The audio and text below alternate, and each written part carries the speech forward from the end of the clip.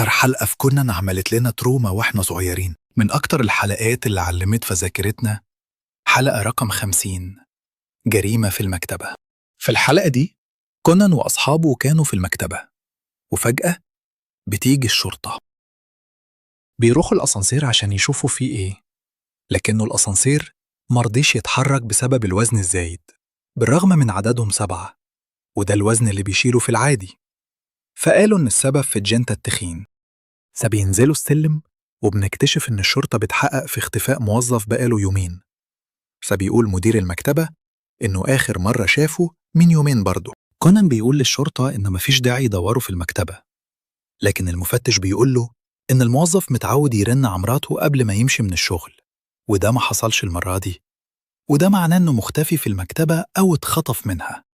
الشرطة مش بتلاقي حاجة وبتمشي، لكن كونان وأصدقائه بيستخبوا في المكتبة لغاية ما تقفل. وبعد كده كونان بيقول لهم يلا ندور على الجثة، بما إن في ريحة مش طبيعية في المكان. وفجأة حد بيطلع من الأسانسير، فكونان وأصحابه يستخبوا، وبنكتشف إنه المدير. بيمشوا ورا المدير ويلاقوه بيدور في كتب معينة، وبيقول إن الموظف اتقتل بسبب فضوله، وإن الشرطة معرفتش تلاقي الجثة. وفجأة بيحس بالأولاد بيراقبوه، فبيستخبوا ويفضل يدور عليهم لغاية ما يتأكد إن مفيش حد ويمشي. بيفتش كونان في الكتب ويكتشف إنها فاضية، وميتسيكو بيقول له إن المدير فضها في الشنطة.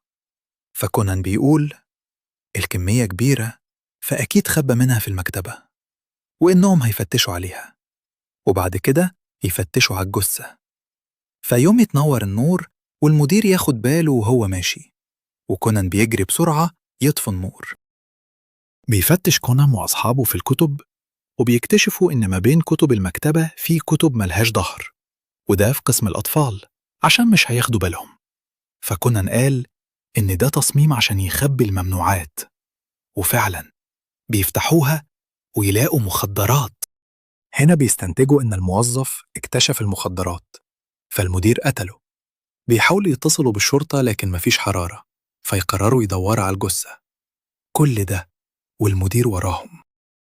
هنا كونان بيفتكر إن الأسانسير مرضيش يتحرك بسبب الوزن الزايد، مع إنهم أطفال، فعارف مكان الجثة. شغل الأسانسير، فطلعت الجثة على سطحه، لكن المفاجأة المدير كان جوه الأسانسير. بيطلع المدير وبيحاول يهديهم عشان يعرف يخلص عليهم، لكنهم بيهربوا في الأسانسير. بينزل وراهم بسرعة، ولكن يلاقيهم هربوا من الأسانسير، فيدور عليهم لغاية ما يوصل لرفوف الكتب. فكونان وأصحابه يزقوا الرفوف عليه، لكنه بيفلت منها ولسه هيقتلهم. بيضرب رف الكتب اللي وراه ويقع عليه، وتيجي الشرطة وتقبض عليه. وما تنسوش في النهاية اللايك والشير والسبسكرايب. يلا، سلام.